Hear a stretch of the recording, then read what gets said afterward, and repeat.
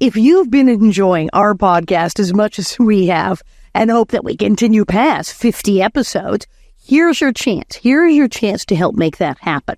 By becoming a Patreon subscriber, not only will you help the Little House on the Prairie 50th Anniversary podcast to live on, but you'll also get exclusive content just for you. Here's what's in store for you. Join monthly Q&A sessions where you can ask us about anything. Whether it's about our work, personal interests, or advice on your own projects, we're here to connect and share. Enjoy unique content created specifically for Patreon subscribers, including bonus segments from our shows. You'll have a say in what we create, and you'll have a voice in future content. Benefit from exclusive discounts on merchandise and entries into special giveaways. It's our way of saying thank you for your support. Receive personalized shout-outs in videos, podcasts, or social media posts.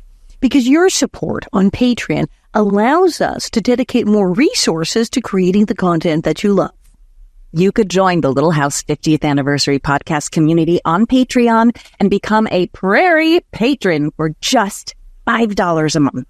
We thank you so much for your continued support, and we cannot wait to share our ongoing journey with you on Patreon. We are extremely grateful for the support of VisitSimiValley.com and the city of Simi Valley's belief in Little House on the Prairie and their support of the Little House 50th Anniversary podcast. Discover the charm of Simi Valley, California, the home of the prairie. Visit Simi Valley, where adventure meets history and the spirit of the prairie comes alive. Explore the Ronald Reagan Presidential Library, step aboard Air Force One, enjoy stunning hikes and savor delicious local cuisine. Whether you're here for a weekend getaway or a family vacation, Simi Valley offers something for everyone and is only 30 minutes from Los Angeles. Plan your visit today and experience the best of Simi Valley. Go to visitsimivalley.com for more details. Your adventure awaits in Simi Valley.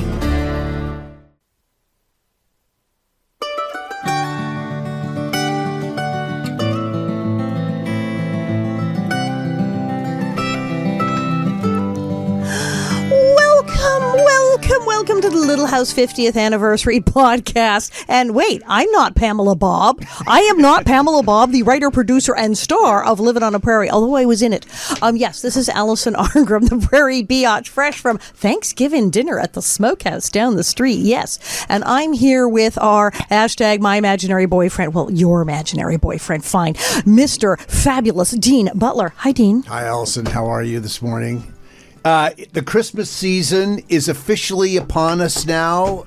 This is definitely my favorite time of year. Ooh. Yeah.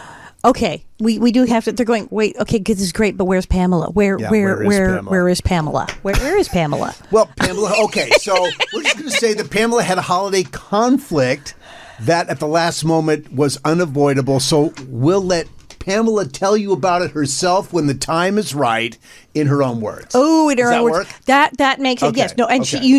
tea will be spilled. She will tell you everything. She will absolutely tell you Gen Z everything, and thing. we'll let her. Will be spilled. Big tea will be spilled. She will do it here. And we just want to say again, we are so grateful for our patrons. It's 367. This is 367. Yeah. One for every day of the year. Almost. Plus two. Yeah. Thank you for your support. We hope you're enjoying this and the start of our holiday season. So one of the big decisions this time of year is always the Christmas tree. The tree. Are you putting up a tree? You do that? Yes, sometimes because we leave. We keep Sure, that's Bob right. and I go. You travel we go to to points Tennessee. east. We go to Right. Tennessee to the Schoonover family compound, and they have there's 3 trees there. I don't know how many trees there are. There's one in the living room, there's one down. So Well, I have 2 trees in my house, so we do 2 trees. So there'll be one for you. There'll be one for me. Well, we might, because we leave. I might put up the artificial silver one that comes with the thing with the color lights. I got one. The That is so 1950s thing. 1950s. It's brilliant. It is a 1950s Is perfect it, do you still have the reproduction. thing, literally with the thing turns? Yeah, the color wheel that turns on the silver tree, and Bob loves it. He goes, we had this when I was 3. I think we had this. Is oh my god. So yeah, we have that, and it's good because cats can't kill it. So Yeah, no, cats can't kill it. Yeah.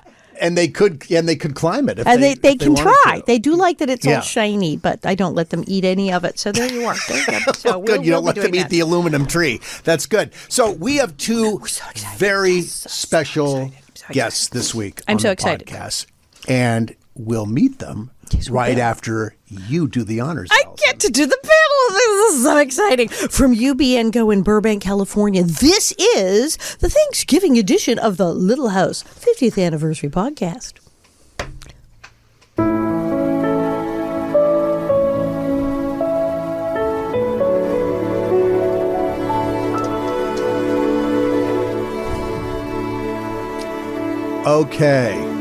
Okay, here I we love go. So let's get right to today's special guest. We're happening. Yeah. We're happening. This is, we've had guests from throughout, and we have many more guests that we will have.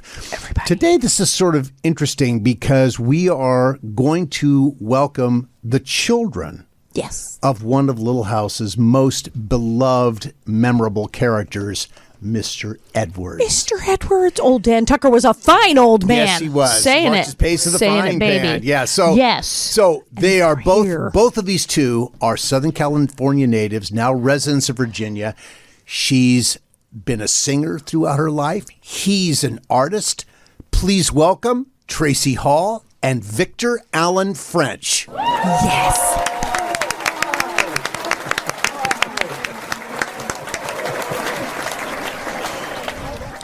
Well, guys, welcome to the 50th Anniversary Podcast. What brings you to Southern California? Well, born and raised here. Yeah. Visiting, family and friends. Yeah. Like coming home and It's visiting 20 for a little degrees in Virginia right now, so had to come where it's That's a good idea, yeah. I feel a little like we have Victor in the room with us. This I know. is Well, kind there's of yes, amazing. when Victor's here, the older Victor, Mr. Edwards Victor is always in the room when young Victor is I mean, here. the resemblance is shocking. Down to the plaid shirt. Yes. Good man. yes, Good it's man. Part of the old costume. Wardrobe, Yeah. sorry. And Victor, we know you as a man of many hats. The hats are definitely your thing. I got it from my dad. He collected hats too, and I like to wear them. So now you're also in town for our the final for This year. 2024. Final 2024. Thank you for The answering Little that. House of the Prairie 50th anniversary tour. That's right. See in me. Big Sky Movie Ranch. See me bust in Simi Really Valley. looking forward to Valley going up there. tomorrow. Today. Yeah, I was living in right here right now today, and yeah, we'll be there tomorrow. Did you? And so now, just so we get the time right, this podcast will drop on next Thursday, 4 days after you've done the tour. Oh. So we're sort of playing with time here a little bit, but we're just going to be honest about it. Yeah. So you're here the day before the tour, Yes. but this will drop 4 days after the tour. It's Thursday. We had a wonderful time. It was great. No. I was going, Yes, that's yes. where we've are done the we? tour so many times. We had such a we good could time. describe. Alison and I could describe the tours that we haven't done yet because we've done so many of them. So many. Yes. Now, when you were there did you get out to the ranch? I don't recall. Did you get out to the ranch during? Okay, you didn't in March. We didn't. No. Oh, boo. We were busy at that table. Yeah. Yeah. It was I know crazy. Victor Loved the really wanted fans. to go up there, and we really wanted to get an opportunity to go up there and see it. So Passing out my free hugs. Do you need to be a little closer to the I do. microphone? I need to be a you go. little closer. right up Yeah, on yeah, that. yeah. You just Very scooch good, up. Hi very there. good. Yeah, you don't have to get but that's good. Yeah. So you did not have a chance to didn't get have there a chance during to do the that. event. No. What's sort of interesting is it was lush and green when we were doing the event in March because, of course, the rain had been falling wonderfully and it was beautifully mowed.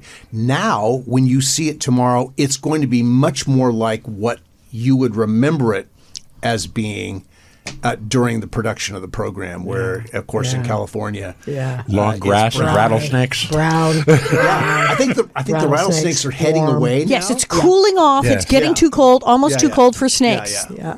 Yeah. Yeah. Finally. So I'm just curious, how much time did the two of you spend on the Little House set all those years ago? So going back 4+ decades. Before I started working or after? Just before or after? Oh, before. So you were there before you even worked. Yeah. Yes. That's when I, every time I would come on the set, Melissa Gilbert and I would sit there and play together. We were friends. So made stick bombs. I saw a video the other day of a stick bomb, and this guy, it went on for miles, and I was like, I got to get this to Melissa. I just remember getting in the car with Dad and driving up there for the first time. Wow. And it was going up in the back up there. And Yeah, I didn't know we had we loved grass going like up this there. around in Loved playing LA. up there. And the one individual that stands out the most was Catherine McGregor. Oh, God, yeah. This woman was, and the food. Oh, the food. And the food. Boy, did they kept us happy. Yes. The food. And Kelly and I concur. running around and playing. But I remember it particularly being extremely cold that day. And that, we went into the interior of the house, the little house. And she made us tea. It was an empty shell. Right. And just watching how they filmed it and stuff. And it was neat seeing our dad so thrilled with this character that he got to play. Now, how old were you at this time when you were first visiting this house? Well, was I 12, 13? Yeah, I was 2 years older than that. 13. Yeah. Is it? I remember the first time he took me up there driving up, and he made sure we stopped at some place and had breakfast, and he said, eat pancakes. You're going to have to wait to have our lunch. Oh, yeah. It'll yeah. stick to your ribs. Yeah, there you go. He's absolutely hearty breakfast before hearty a day on a set. He's I've right, had a man. lot of hearty breakfast. He knew. And he loved it. He loved it. Could you? Yeah. Well, I mean, before Little House, that was the thing I found fascinating when I finally saw stuff he did when I grew up and saw the things he did before and read about it. He was completely different. We go, yeah, Mr. Edwards. But he had this whole other career before Little House where he was not that guy. What was it like? Oh, well, we were very good children.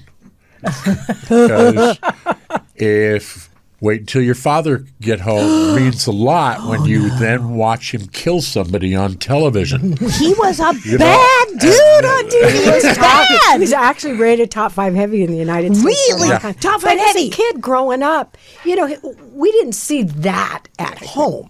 That character, that bad guy that he played.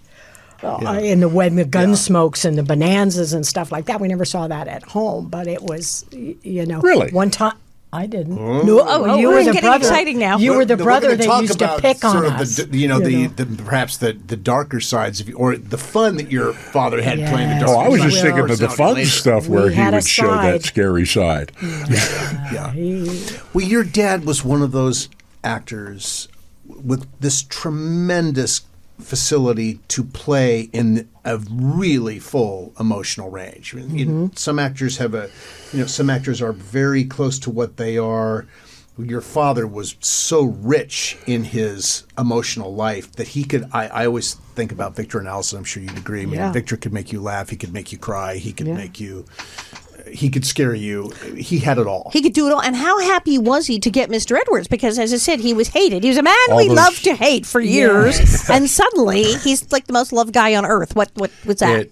It changed him. He was getting to the point where he was looking in the mirror and seeing the bad guy. Oh, yeah. And because of how he learned his lines, his method was to know why he was saying these things. So that stuff invades his head. And when he was like just before Little House, he was sad because he'd look in the mirror and see that bad guy. And then this Mr. Edwards came along, and it just, I could play somebody likable. And I remember the look on his face when he walked in the door from filming the pilot. Right. And he had been out of town, and he came walking in the front door, and I'd never seen that look in his eye before. Yeah, That's great. It was just a joy. And he couldn't speak because he got sick, Oh, He that's had right. Because got sick. he'd been in the river. Oh, through the crossing the river stream in the and wetsuit. underwear. And oh, my God. and the fans blowing and doing it. But, when And you're doing standing something there, that you waiting love for the like sun that, to clear. The story really that there was a bottle of some adult beverage there with him to sort of give him the illusion that he was staying warm before he actually crossed the creek. I ahead, would Vic. think so. Go ahead, I Vic. was only there the day after. It was Go the ahead, first Vic. time I went up on the Little House set was while they were filming the pilot. Yeah. My mother put me on a bus, and I rode for 8 hours up to Lodi, and he took me up, and then going into the little hotel room where the production crew is showing, they showed the film of him crossing that creek. And he knew he was susceptible to cold. So I think it was not Very so much to give him the ability, this is a reward for you. Yeah, right. No, I can imagine. And that wonderful moment when there's the knock on the door and they open the door and there he All is standing covered looking in like ice the and abominable snow. snowman. There he is. Santa! It's Santa! That was I mean, it's just, that was our dad. That was our dad. and he delivered all of that so beautifully. You know, it just, and everyone's reaction was just a wonderful reaction. The girls were so grateful. Ma was wonderful, just sort of shy and grateful.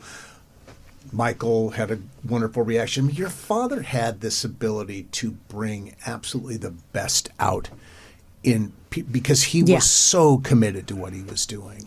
Acting as a whole, he wanted to help every actor. Yeah. No, 100%. You know, just Yeah. that's Tracy's conversation. No, but he did. He, understanding human beings, and understanding. He'd take us to Disneyland and not go on any of the rides. He would sit there and people watch. Oh. He just That's loved what he's to learn from watching people. And then when we're sitting there with him, he makes up stories about what they're going off to do. Yeah. He had a good time. Genius. That's one of those that I think your father understood. And this is stuff that, it takes a long time or a while to learn, is that as human beings, we form impressions of people instantly when we see them. And your father, watching people, is sort of processing who's what and how he could perhaps adapt to some of that in something that he's doing.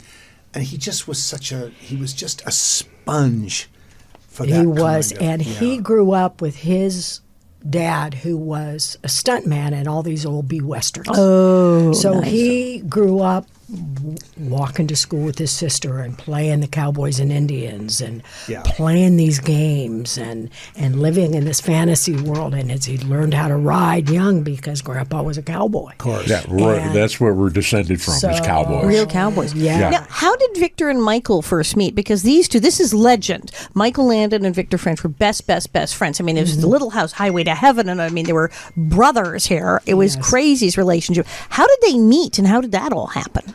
I believe it was on a Bonanza. That was, right. Yeah, and I don't know if Earthquake Callahan was on Bonanza. Earthquake Callahan? I like Victor. It was he That played is a this character boxer from, I believe it's from Gunsmoke. who fought a bear in a fighting ring, and it was a comedy role, and that was Michael saw that in him, and that's what I believe what carried him to go. We need Victor French to play Mr. Ed. Well, and he had always been known as a practical joker. Oh, if you could see his yearbook. Read for Inspector Clouseau. What? Yeah, that was one.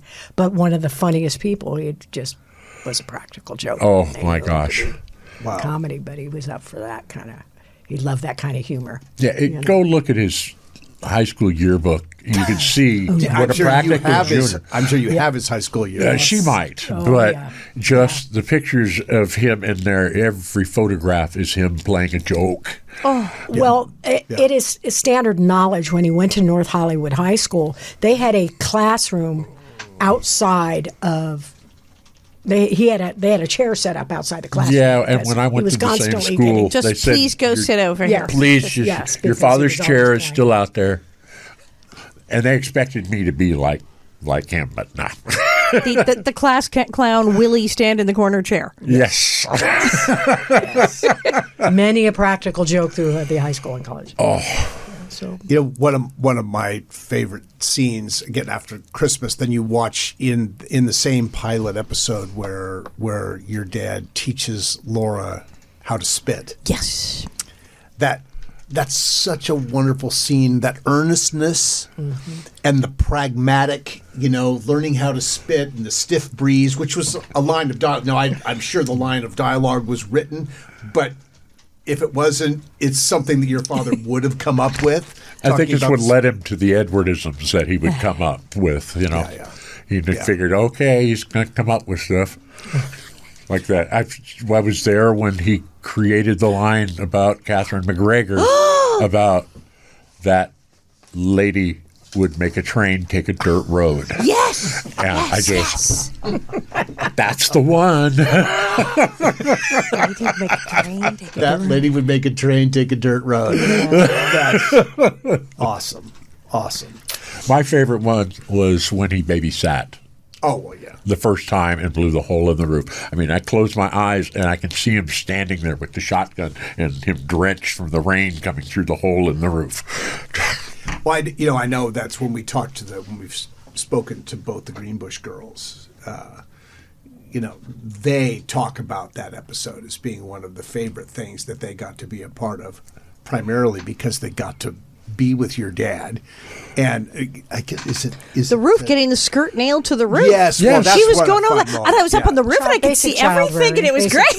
Did they actually nail the dress? I mean, how did they? Skirt. Wired to She was the roof? wired. She said there was safety equipment harness, but he nailed her skirt to the roof. She thought it was great. She wasn't scared at all. She was like, "Oh, this is awesome. This is what I'm here for." Obviously, Alison, you were there from the very beginning. Watching any particular stories from those early days that? Well, I'm just going to come out because you got directed by him, right? Did you get directed by him? Sure, okay, sure. So as you did too. The episode, The Talking Machine. Now, as we know, that's one's a doozy. That's where I record poor Laura talking about it. I go, oh, so you really like Jason, don't you? And she starts going, I love Jason. And I've got Willie in the back, the Victrola that Mr. Olsen got bamboozled to buy. And he goes, well, this will never catch on. Why do people want to record things and play them back? And it was hilarious. It was a brilliant episode. And so we've got Willie, he's recording it, and I'm getting her said, and then I play it in school. I am just vile. And your dad directed that. So there's this scene where I get the idea to where Jason clearly likes her, not me, and I'm hysterical and sobbing and trash in the room as usual, breaking things. And I start to go to break the Victrola, and then I don't because I get the evil idea that I can use this to ruin her life. And it's just the tears and then the maniacal grin. And so he's egging me on trying to really get the true evil. Now that week, I had been teased about these comic books I had been reading because, as a strange child, I've read all the horror comics. And I was reading these really great comic books. Some of them were about swamp monster zombies, and the others were werewolves. And I think there were swamp werewolves, but they were great. And several people have been like, ugh, werewolf comics. And Victor's directed me, and he says, okay, no more. And it's just like this endless close-up, zooming in slowly as I'm like... as the maniacal idea of how to ruin everything in the world for Laura immediately is coming to mind. And he's like, no more evil, no more. And then he went, think of your werewolf comics. And I just the most delighted, awful grin. And he's like, that's the one. Thank you. Yes, Gutprint.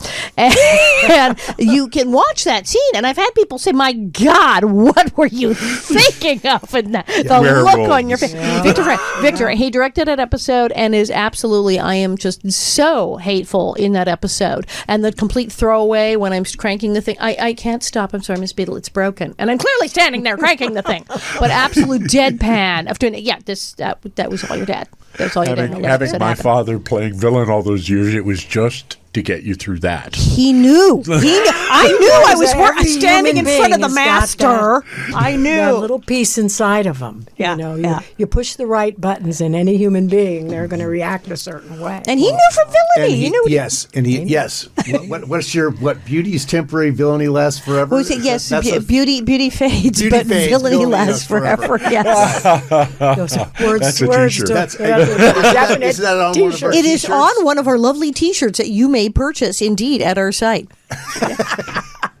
Makes a lovely Christmas Your gift. father directed 18 episodes, I believe, of Little House. He was in 58 episodes of the series. His presence is much larger than the 58 episodes that he was in. That's so neat. Yeah. I mean, it really is true. Now, Victor, so I came in season 6, and when your father returned, in season 6, you came with him. Had you ever been his stand-in before that experience? So tell us about that. Well, he had always had the been look. saying, no, not yet. Well, before then, he still had a beard. I didn't have one. That's what got me the job was this beard. Grew into it. As soon as I was able to, I mean, he talked about it when we drove back from New Mexico after he filmed some movie out there, and we came driving back, and he was like, as soon as you grow a beard, you're going to be my driver and my stand-in. Really? Yes. And as soon as I got the beard, he went, you remember? I got a job for you. What was that like for you stepping in? I mean, so now you've obviously been watching your father work for years, but now you're dressed as him and you're watching him do what he does. So the acting bug still wasn't getting you at all. I have horrible stage fright. I can't. Really? Yeah, I get up and my brain overloads. With your family, I have no trouble with family. Yeah. But this is wonderful. But I was on that set and going on to sets with him all the time. So to me, it was nothing to go there and just spend time being there. Cool. Sure. Well, and it was a very comfortable set to be on, too. The most comfortable. I remember extras coming in and going, we're on Michael's production. Everything's going to be great. Yeah, everyone knew. There was one moment, I just want to share this real quick, that I had come to visit Dad on the set when Victor was dressed up, and he's my brother. I don't see he's looking like my dad. And they were sitting next to each other, wearing the same costume. And I stopped because I was out living my life, and he's, living his life. And I'll go by and visit Victor and Dad on the set. And I stopped dead in my track because I didn't see you with a beard. I'd never seen you with a beard before. Wow. I love it because when I'm sitting at one of the events and I'm dressed up like him, I get that same thing from people who didn't expect him to be there. Didn't he of course. die? I am just his stand-in, but I hug much better. Well, of course, when you're there at events, you've got the hat on, and you've got the whole thing going. You really do. Now, and you became known as. You picked up a nickname, not surprising nickname as we've gotten to know you, but how did you come by the nickname Bear? Well, the first day I was working, my father walked me out after stopping everybody and said, hello, this is my son. He's working with us. His name is now Bear. That way, Right, so we both Victor, wouldn't come running when they yelled Victor. I christened thee Bear. But it worked out great. I even had a license plate. Oh. Bear 1. That's cool. Yeah. Listen, we'll be back with Victor Allen French, the Bear, and Tracy Hall to learn more about the man we knew as Dad, or about the man that they knew as Dad, and more about how they're working to preserve their father's legacy when the Little House 50th Anniversary podcast returns. When you visit Simi Valley, California, you're stepping into the pages of history. Go from the pioneers to the presidents. Explore beautiful wildflowers, hike through iconic Hollywood locations, and end your day aboard the actual Air Force One at the Ronald Reagan Presidential Library and Museum. Throughout the summer, take the Little House 50th Anniversary Tour at Big Sky Movie Ranch. Less than 15 minutes from Los Angeles and 30 minutes from Universal Studios, Simi Valley has small-town charm with big-time history. Go to visitsimivalley.com for more information. We are so grateful to visitsimivalley.com for their commitment to presenting the Little House 50th Anniversary podcast. So, welcome back to the podcast. Pamela Bob is taking a holiday break today. Alison and I are here with the children of Victor French, Mr. Edwards. They are Tracy Hall and Victor Allen French, known affectionately as Bear. Grr. Your dad, both of you had a wonderful career. Now, I'm just going to read from IMDb here. On IMDb, they say his film and television career began in 1955 on TV's Reader's Digest, and it finished 34 years later after 111 episodes of Highway to Heaven. Good Lord. He was uncredited as the front office clerk in The Magnificent Seven. in 1960. 3 years later, he's the star of from the uncredited Clerk. 3 years later, he's the star of The Quick and the Dead. He guest starred on Hawaiian Eye, 77 Sunset Strip, The Virginian, Wagon Train, Hogan's Heroes, The Wild Wild West, one of my absolute favorites. He guest starred on Bonanza 5 times from season 4 to season 12, on Mission Impossible, The Streets of San Francisco, Kung Fu, The FBI. He would work with Ephraim Zimbalist Jr.'s daughter Stephanie in The Golden Moment and Olympic Love Story. Mm-hmm. I worked with Stephanie right around that window in a little movie called Forever. He did 18 episodes of Gunsmoke. I think he directed 8 or 9 of those episodes. He directed a lot of something That's like the set that. I grew up on. He did 44 episodes of Carter Country. Starring role. He had one incredibly memorable scene in the wonderful film, the Taylor Hackford film, An Officer and a Gentleman, playing Deborah Winger's dark stepfather in the movie. Great. And then he did 58 episodes of Little House on the Prairie, directed 18 episodes, and then of course was in one of the 3 final movies. Oh, he directed one of the 3 final movies, Bless All the Dear Children, of the Little House series. And with all that acting on the big and small screen, acting on television and film was not what your father aspired to. No, he actually. I mean, this huge career on film and television. big star. And that's not really what he wanted to do. What did your father really want to do?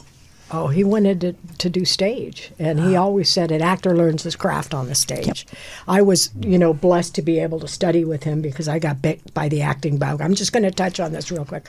When I was in 6th grade, and we had all of us had studied different arts and music and stuff like that. Sure.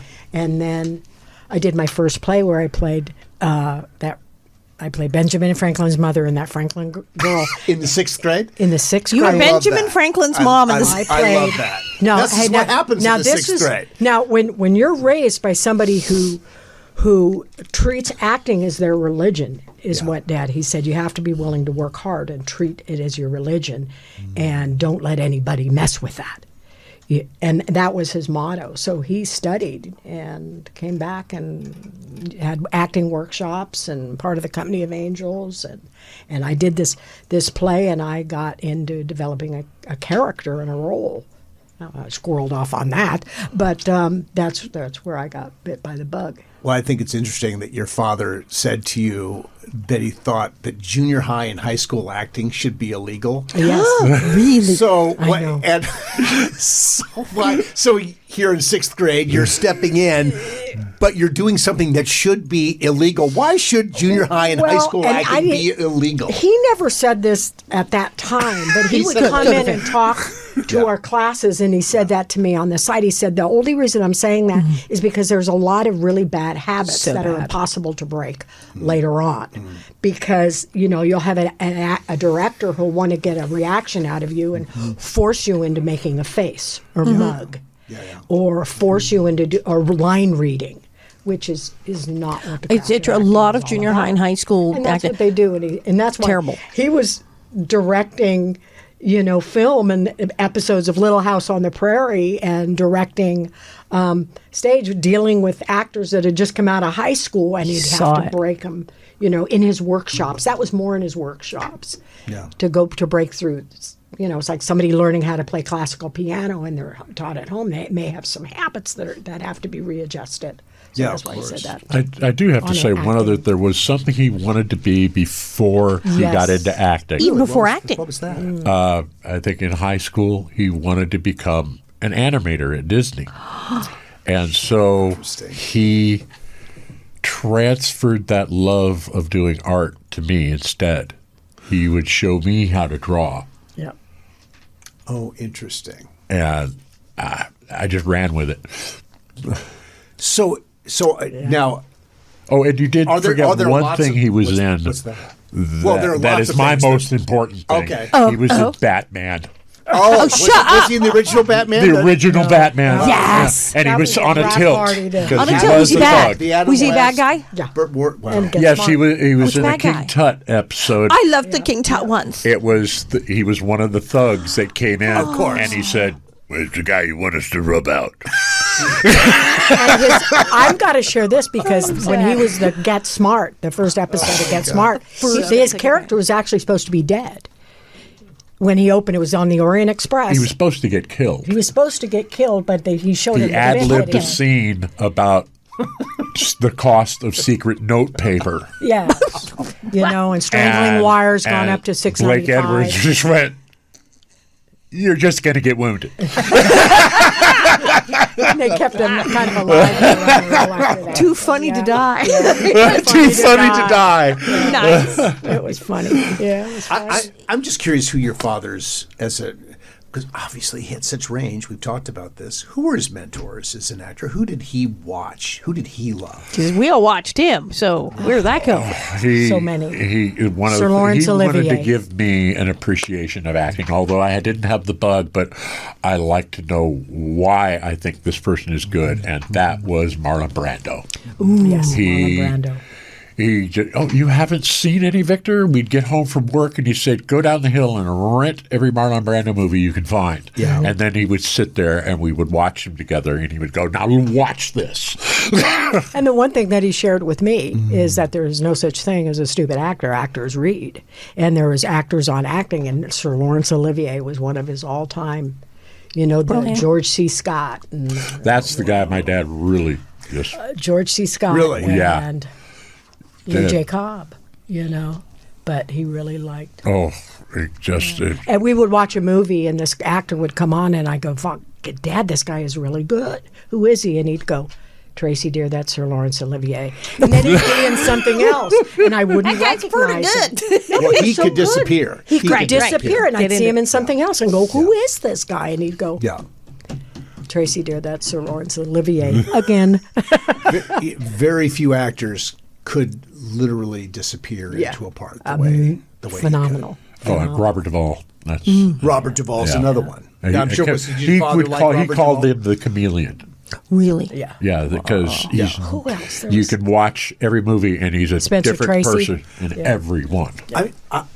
When I first saw that, I didn't know Robert Duvall's work at all. And when I first saw The Godfather and I watched this, where did they find this guy? He's just like this, he's like this sort of very simple, straightforward guy. I mean, there's no real acting happening here. He's not doing it's like, anything. as the novice watching this, and then you Yeah. watch the other performances that catalog of performances. I mean, what an extraordinary. found out about Talking that. about Catherine McGregor. Catherine McGregor loved Robert Duvall. And was obsessed with Marlon Brando. Yeah, and would of course. Because she Oh was my she God, was in On the Marlon. Waterfront. She was on the waterfront for 5 minutes, and she was like, would never let you forget it because she loved Marlon Brando, Marlon. Yeah. Well, he changed Marlon Brando for those who are younger in our audience.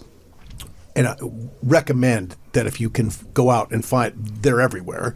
Watch Marlon Brando movies if you have an appreciation On the for waterfront. acting. On the waterfront. Marlon Brando is credited Sidney with Poitier. changing acting. American acting in a way that became much more realistic and emotionally connected. It was became a very internal craft instead of an external craft. And he was. I remember when I first came to Los Angeles, sitting in coffee shops late at night, sitting in Dupars in Studio City, eating stacks Dupars. Moment of silence for Dupars. Yeah, stacks of pancakes, and talking about Beautiful. Marlon Brando and Robert Duvall and Al Pacino and these guys who were so, and this was like, and the this Dustin is like Hoffman and early Midnight 80s. Cowboy and these roles that were just that incredible you could stuff. really kind of sink your teeth in and become these people. Well, your father, it's easy to give lip service to that. Your father was fully invested. He lived it. He lived it. That was his deal. And there was the library that he had, which he left to this gal. Yeah. And wagged the finger, going, "Don't ever sell." Wouldn't don't have ever mattered sell. who he left it to. And We were had going to the make list. sure you got it. And he would share something with me like the sentence about there's no such thing as a stupid actor. Actors study history and they study everything. So because if let's say, just for example, that you and I are cast in a play and we're playing brother and sister, we've got a whole life prior to sitting down at this table. Yeah. Prior to what we had for breakfast and walking in this room. And it's very different now, being 2024, that if we were playing brother and sister, let's say 1939 Berlin.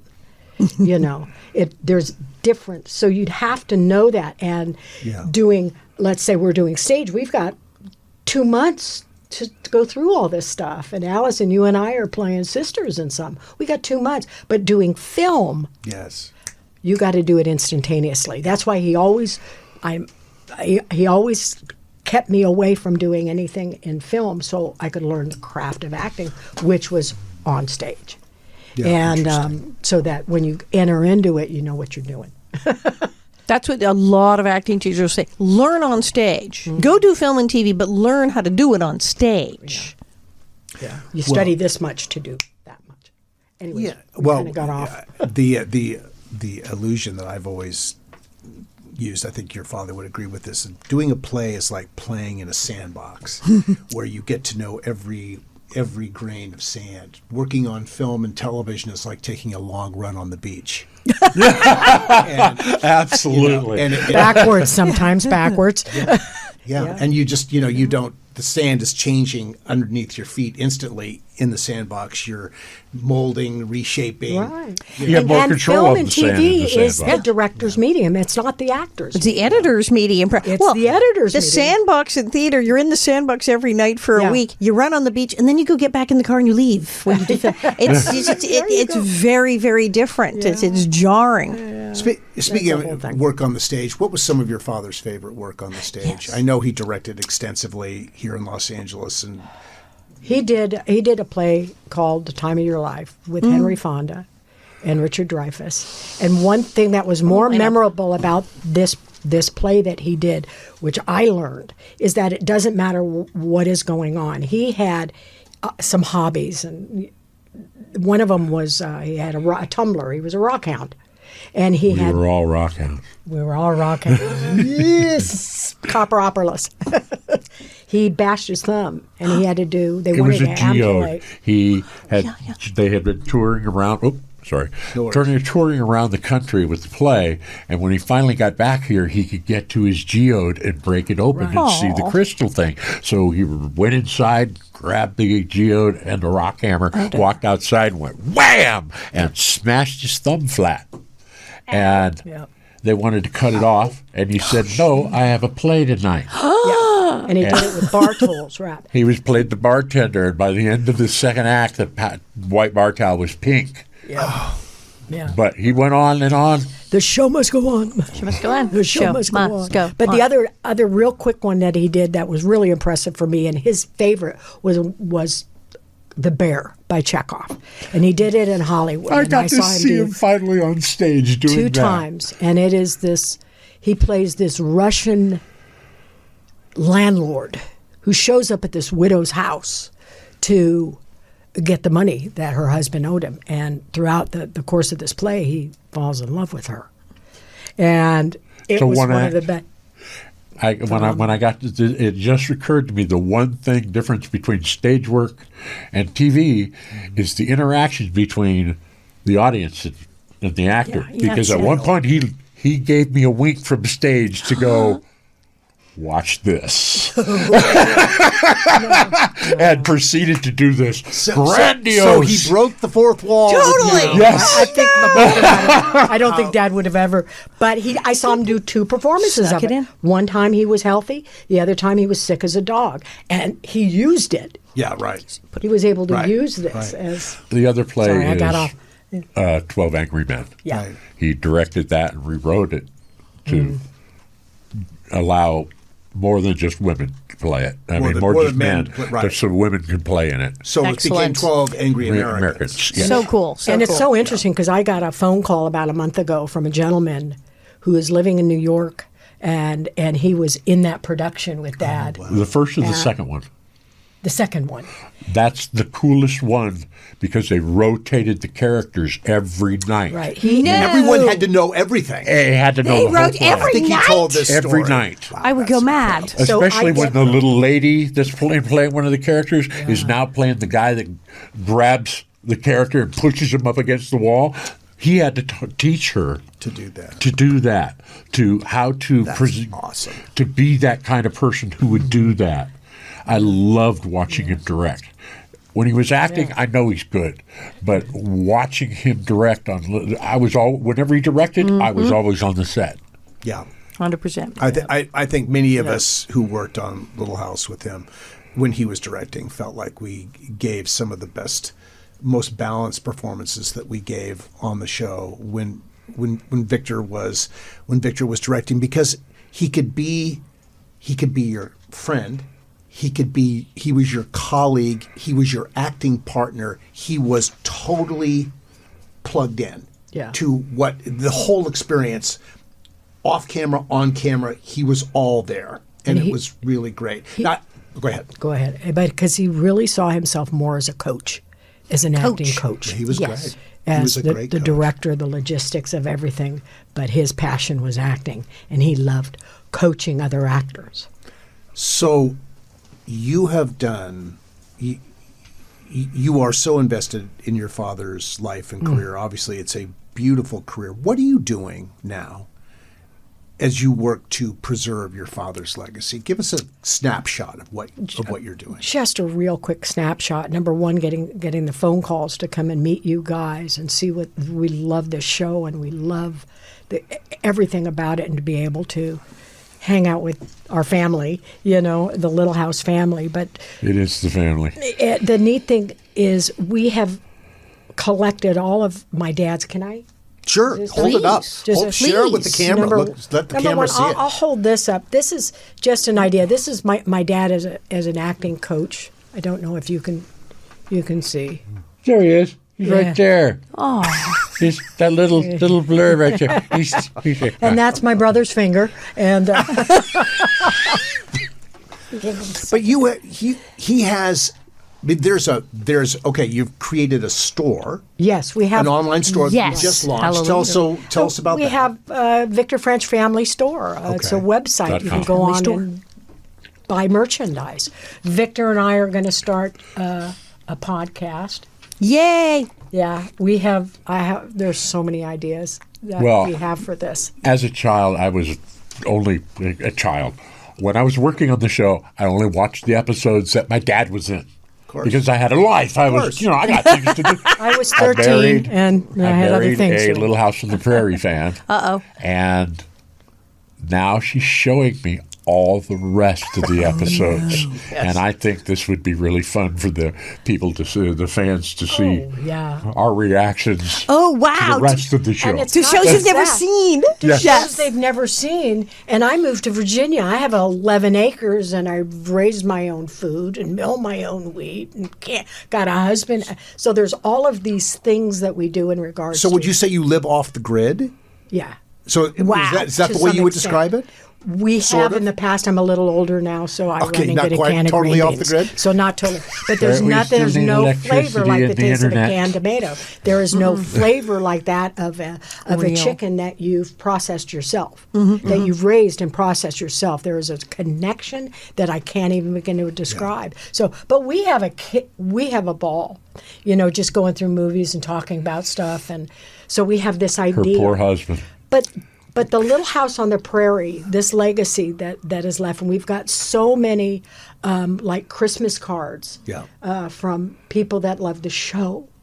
And we want to be a part of keeping this legacy alive. Well, hopefully you'll share some of those Yeah. things online. Now, sitting on the table in front of you Yes. are your father's notes for a book essentially a book that he wrote, and it's called A Matter of Choice. Yeah, what's interesting. So tell us about that. I'm definitely real quick. These are letters that my dad wrote to my mom. When he I'm was in gonna New York, open this up. learning how to be an actor. Yeah. This is Victor's book. Victor was writing a book about acting. About acting. Yeah, we have Oh a my few God. items that Yeah. we're getting ready to publish, and it's called His Life, Our Stories.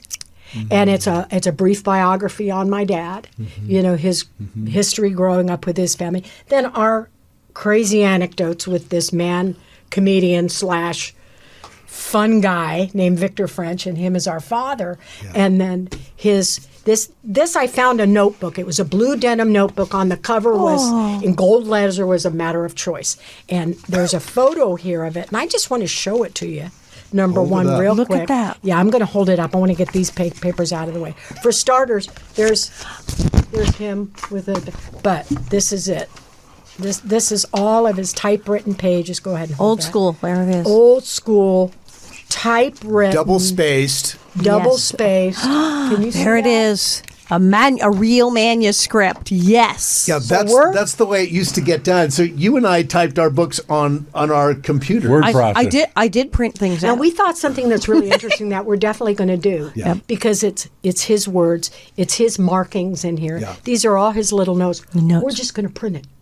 As it, Yeah. You will With get the a notes. laugh I don't out want of to change this. anything. With the my notes. dad Yeah. spelled worse With than some I did. photos without. Shut Oh, so we get to see all the bad spelling. Yes. Love it. My mother used to retype his You know, stuff. we're all and just sit there human, and man. howl. You know, none of us are perfect. None of us. But you're going to do it like as is the original, what he wrote, his views on acting, directing, all of it, with his personal notes and things crossed out and everything, his thought process right there in Right front of there. us. And then with the Nice. scrapbooks and stuff that we found, one of these massive scrapbooks that has photos of him growing up in his childhood, All of whole his theater early career, theater all work. the way through, of putting together like a photo album. See, I would read the hell out of that. I would read that. I would sit up all night reading that. Yeah. There will be lots of pictures. Okay. Well, the pictures are great.